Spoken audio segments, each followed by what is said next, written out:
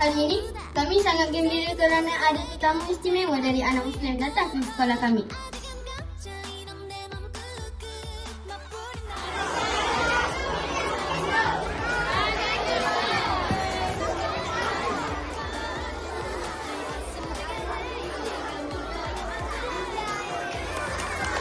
Terima kasih banyak kerana Idi mempunyai istimewa kami sebagai salah satu sekolah untuk dilawati.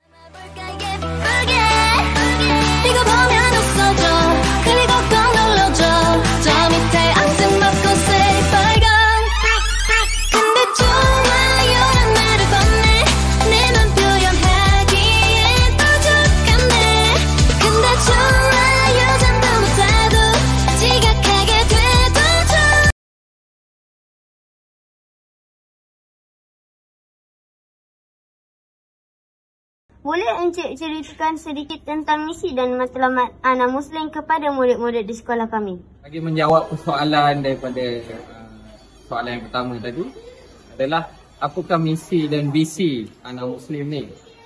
Kami punya pendekatan adalah lebih kepada membangun sasiah dan pendidikan daripada sudut Islamik terhadap golongan remaja dan kanak-kanak. Yang mana kalau kita tengoklah sekarang terdapatnya permasalahan ataupun isu daripada kalangan mereka ni yang suka membaca, malas membaca dan lebih kepada gadget ataupun kepada dunia digital semata-mata.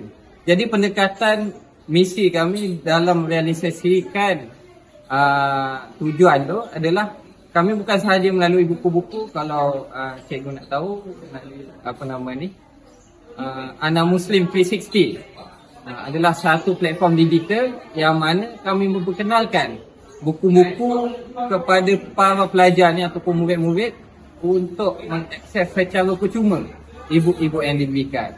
Jadi pendekatan yang kami ambil tu perlulah kreatif, inovatif dan dipelbagaikanlah untuk sesuai kepada semasa umat.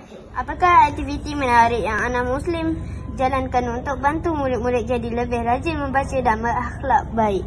Aktiviti menarik yang kami jalankan, kalau biasa kalau kita tengoklah pendekatan untuk golongan yang lebih dewasa berbeza. Kita tak boleh nak buat kaedah melalui kuliah ceramah semata-mata. Jadi pendekatan yang paling seronok adalah melalui permainan, aktiviti. Yang mana pada masa yang sama kita nak mereka mempunyai idea yang baru. Idea yang baru, cergas. Mereka juga tak lekang daripada berfikir. Jadi antaranya kita boleh buat adalah quiz ataupun cara lain adalah kita silang kata. Itulah kenapa kalau buku-buku yang kami bawakan juga bukan sahaja daripada sudut komik, novel, ada juga buku-buku berkaitan permainan, games of math, kita silang kata dan sebagainya. Kalau ke sekolah, selain daripada kuis dan mewarna, kadang kami buat juga aktiviti yang mana menghiburkan, mewujudkan bukan sahaja pemikiran tapi fizikal kanak-kanak itu. Sesuailah dengan falsafah pendidikan kebangsaan yang mana bukan sahaja kami nak tekankan intelektual semata-mata tapi jasmani dan rohani dia. Terima kasih banyak kepada wakil anak Muslim kerana sudi jawab soalan kami.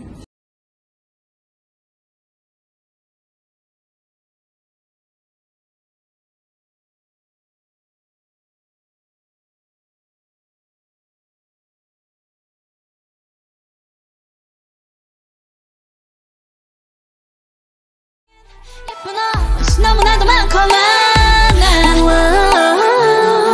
BB cream 빠빠빠 립스틱을 맘맘마 그래 담아볼까 예쁘게 이거 보면 웃어줘 그리고 꼭 눌러줘 저 밑에 앙증 맞고 새빨간 근데 좋아요란 말을 건네 내 맘 표현하기엔 부족하네 근데 좋아요 전부 못해도 지각하게 돼도 좋은걸